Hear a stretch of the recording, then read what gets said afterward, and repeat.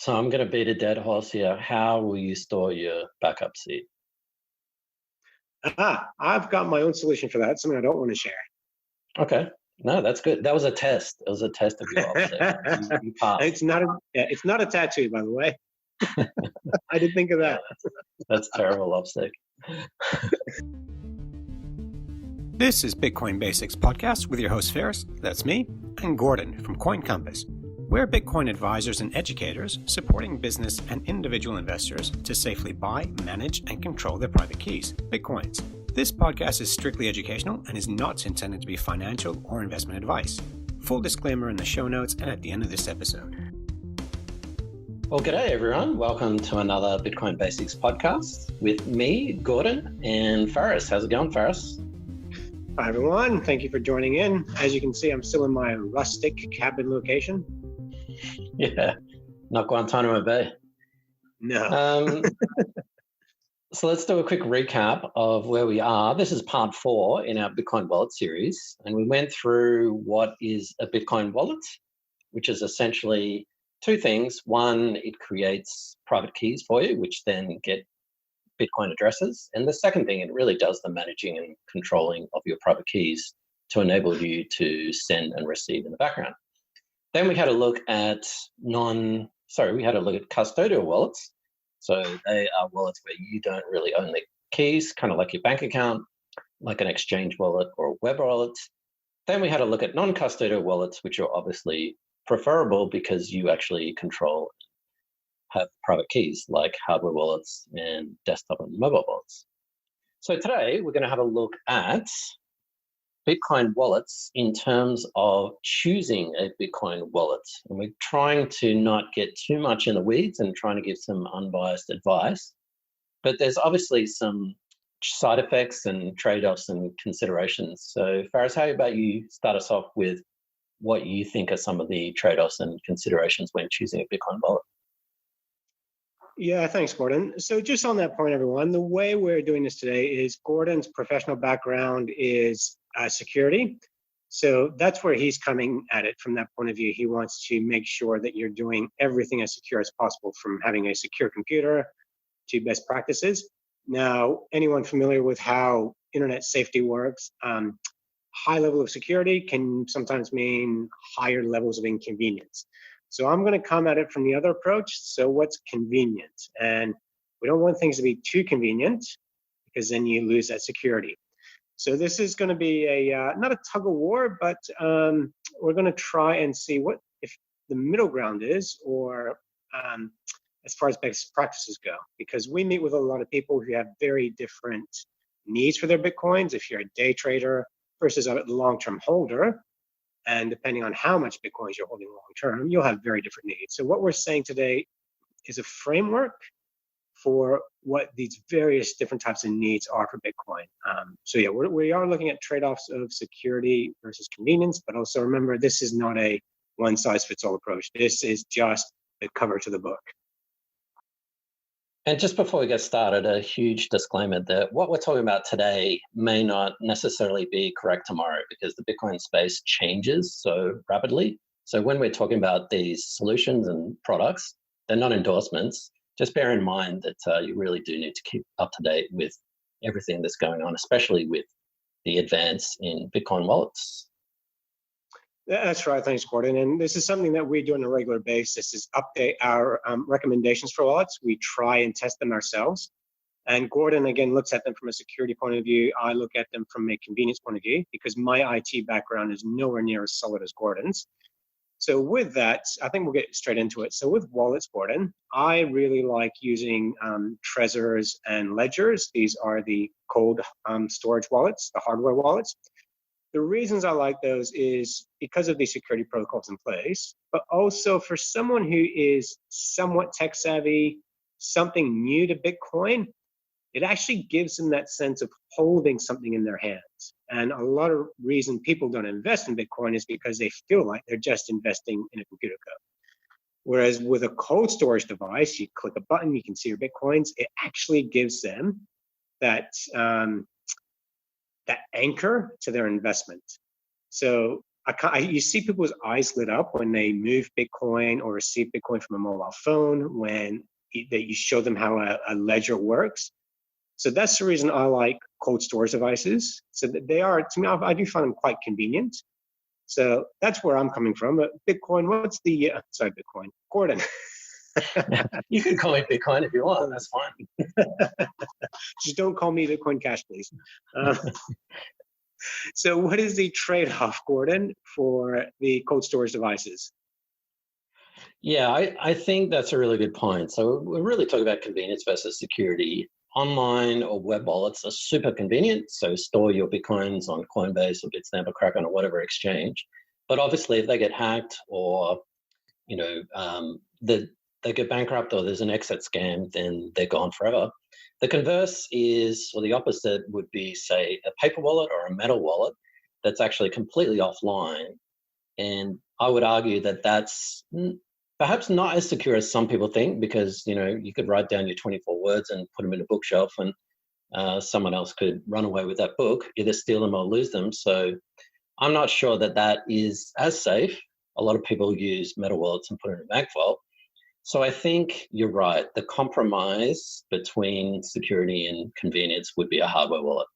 It's got a hardware device with an inbuilt chip called a secure enclave, and that actually creates the private keys, whereas, say, a mobile phone wallet or a desktop wallet, software wallet, there actually isn't a hardware device there, so you could get infected with malware. So I think hardware wallets are probably the best compromise. However, they do come with their drawbacks, and I guess that's what you compromise on. I would say, do you want to stop me there or keep going? No, you keep going. Yep. Yeah, so I would say you're really guarding against two things when you're looking at wallets of any kind, really. You're guarding against loss and you're guarding against theft. Now, I actually think it's quite unlikely that your Bitcoin wallet would be stolen. I think it's probably more likely. When you say the Bitcoin wallet, which wallet are you referring to in that case? When you say your Bitcoin wallet? And any wallet. Storage, I'm just any.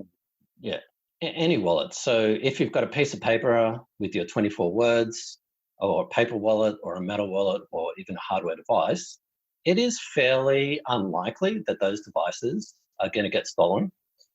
The advantage of a hardware wallet in that situation is just because someone has your hardware wallet doesn't necessarily mean that they can get your Bitcoins. So there are some best practices that we can perhaps go through later. The major problem with a Bitcoin wallet is that you still have to back up your 24 words or 12 words in some cases, mnemonic seed. And that seed enables you to restore your Bitcoins, your private keys, onto another device. So for example, if your device gets stolen, then you can simply buy a new Trezor or get a new Ledger or whatever hardware device, and then restore your Bitcoins, your private keys, onto that device. However, that means there's an extra piece that you need to keep secure. So not only do you need to keep your Ledger, Trezor, Cold Card, or whatever hardware device secure, you also have to keep your 24 words secure, because let's say you don't lose your device, you actually lose your backup, or your backup gets stolen. Well, someone can actually take your Bitcoins. So that is, to me, that's one of the major drawbacks of a hardware wallet. Where do you keep and where do you store your 24-word, 12-word seed? Yes, that's a really good point there, because you're actually keeping two things secure, and you don't want to keep them secure in the same place. So your backup seed you might want to keep elsewhere. So that is, to me, that's an advantage. It comes in handy for estate planning, especially. Or if something happens to me, I can show my next of kin how a ledger works or how a backup seed works. So I quite like that as a feature, but I see Gordon's point that, instead of trying to keep one thing safe, I now have to keep two things safe, and I don't want to keep them in the same place.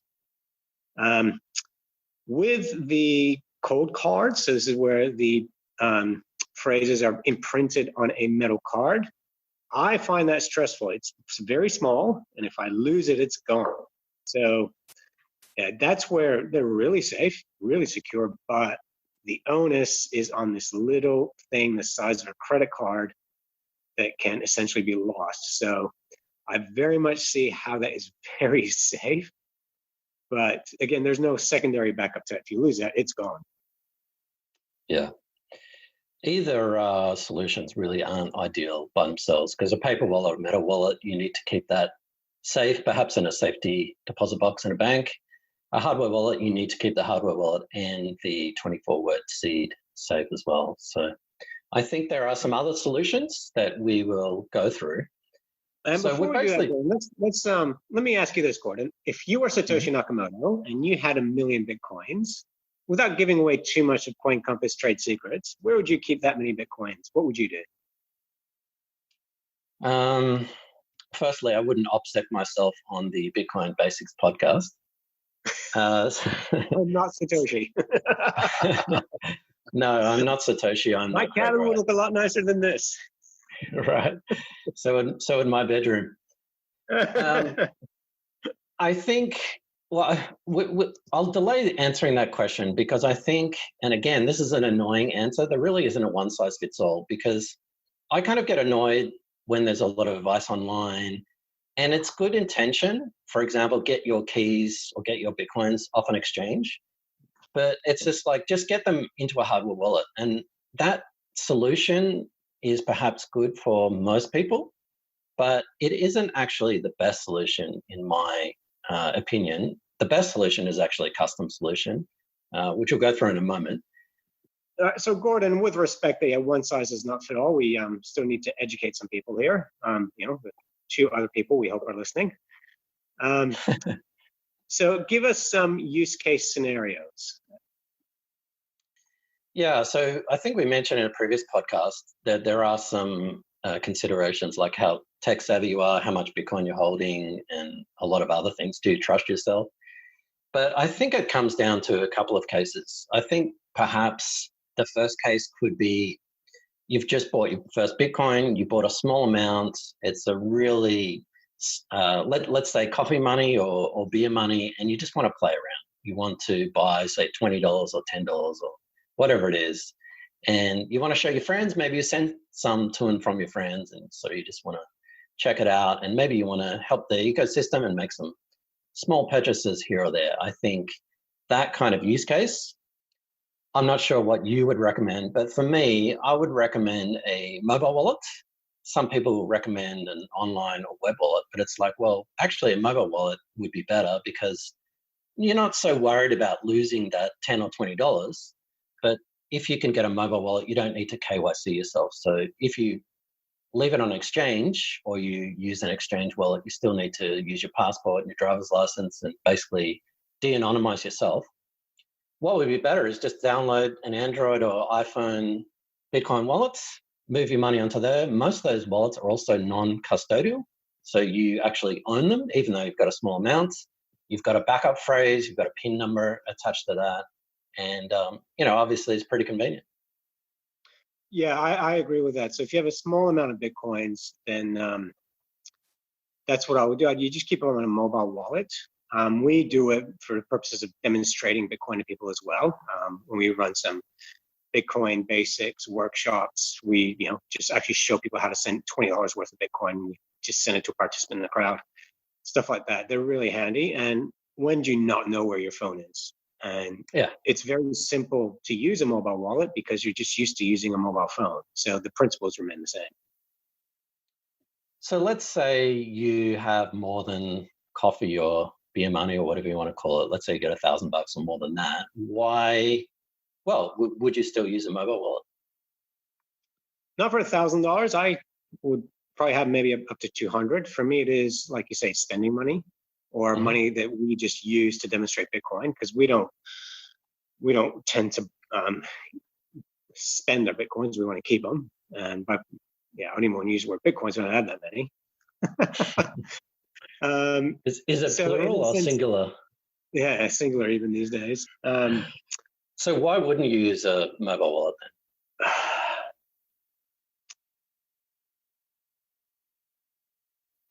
Yeah, it's just the idea of safety for me. Like, they're very convenient. And look, if I lose my phone, I'd have to have another phone somewhere, download the app, use my seed phrase again.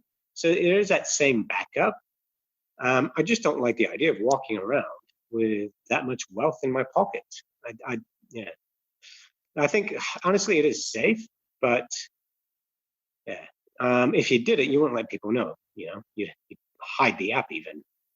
We've heard stories of people walking around talking about Bitcoin just to later, get mugged. It doesn't happen, but it's only happened a few times. But yeah, to me, it's just the idea of why would you need to walk around with that many Bitcoins in your pocket? If you had a phone, and that's the other thing. Like I think you mentioned this, the app that you're using could no longer run, no longer be supported. There's a few things that could happen there. Yeah, I just add to that malware, especially with Android devices. There have been some iOS as well, but stuff like Bitcoin tickers. So you want to check the price of Bitcoin, you put a widget on your desktop of your computer or your phone, or you download a Torch app for your phone. There was a couple of years ago a spate of Android malware apps attacking Bitcoin apps. So whenever you're trying to send or receive, they would change the address on the fly. So a mobile phone isn't the most secure device in the world. You could argue it's more secure than a computer, but that's a story for another day. I wouldn't be happy putting any significant amount of Bitcoin on my phone. The same phone that I use for everyday use to play Plants vs. Zombies, but also possibly introduce some malware.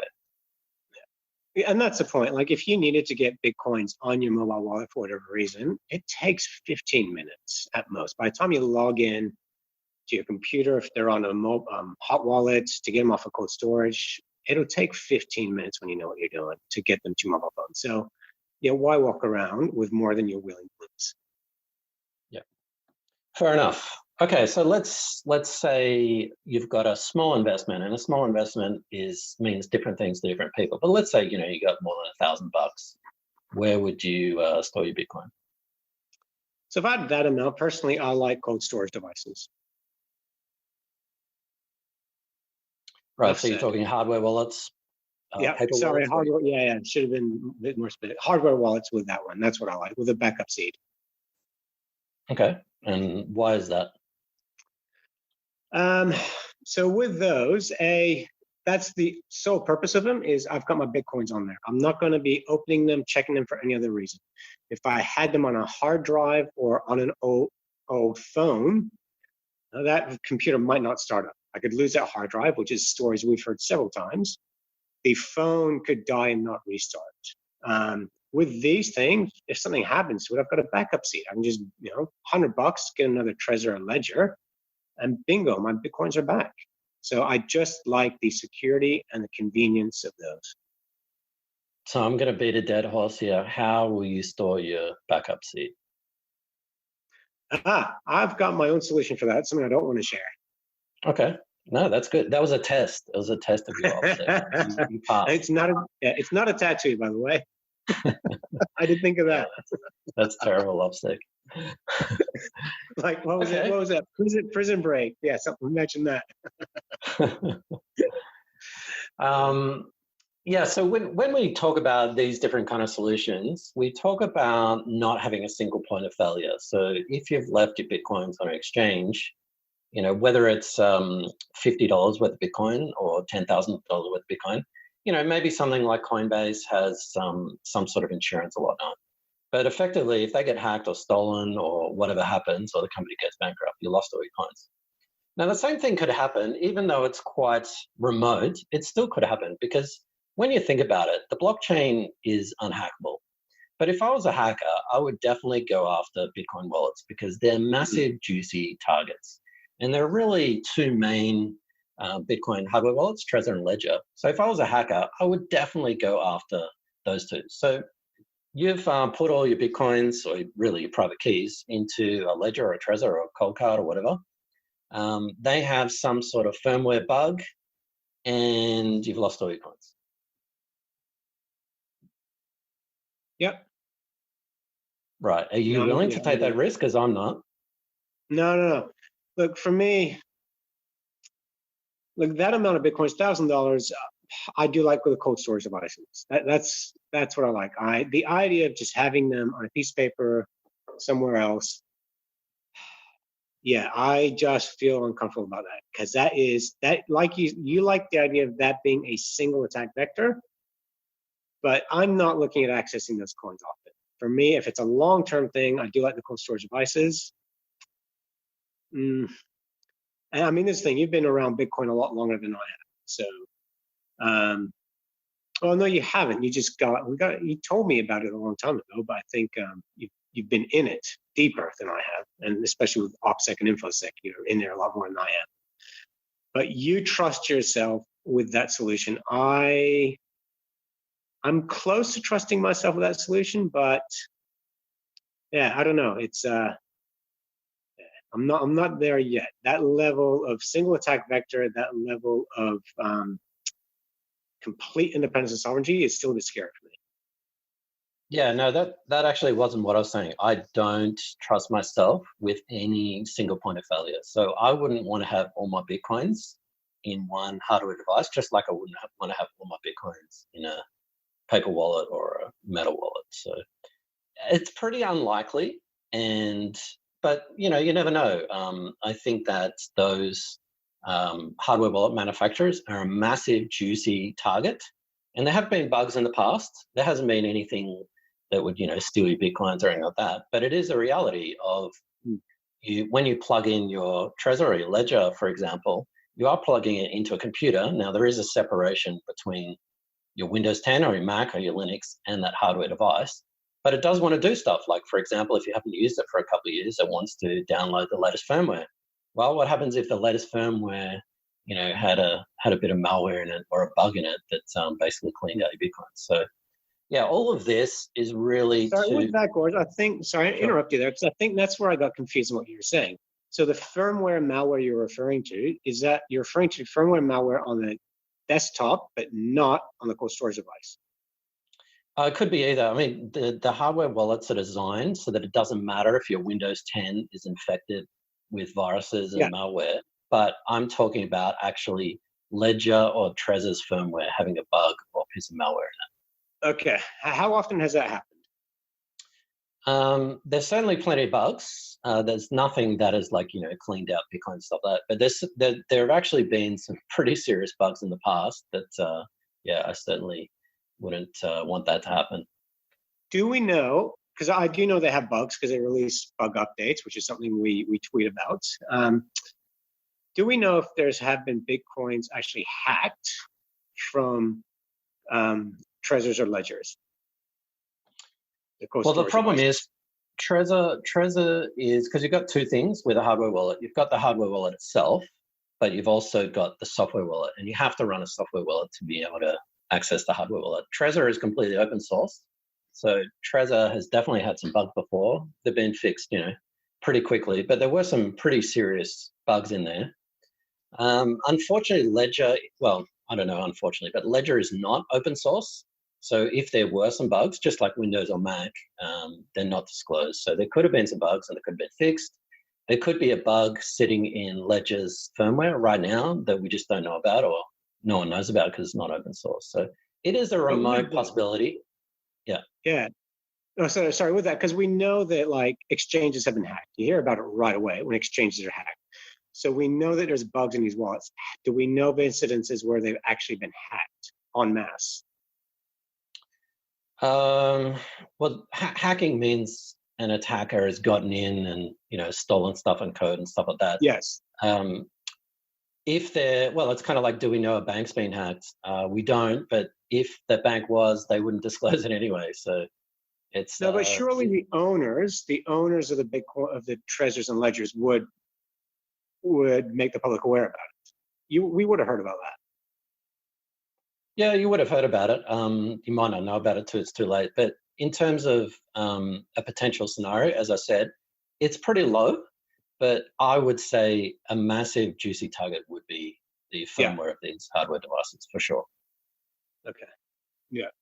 So low probability, but very, very low, very low. But yeah, definitely possible.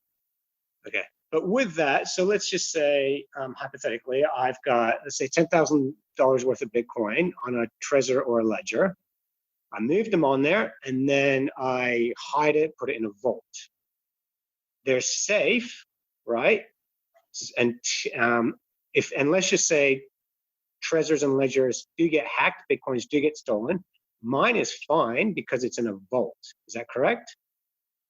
It depends on, I understand your point. Like your Trezor or your ledger is offline, therefore you can't get hacked. It's not online. But it depends on if the hack was bad enough. If the hack was bad enough to be able to reverse engineer some of the storage of the Bitcoin wallets, then it doesn't matter whether your Trezor or ledger was offline or not. That could, it completely depends. And unfortunately, again, I'm not picking on Ledger, but their software is not open source, so we just don't know what is going on there. And just a recap for anyone listening, this open source, it's not something we want to go through in this podcast. We've addressed it in a lot of detail in previous podcasts. So if you want to know what Gordon means when why he prefers open source software, it's actually a really important point.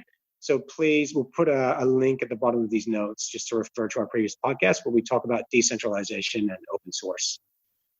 Actually, decentralization has got nothing to do with it, sorry, but we do talk about open source software versus the other alternatives available. So yeah, Gordon's a big proponent of open source software, and he's actually turned me around into it as well.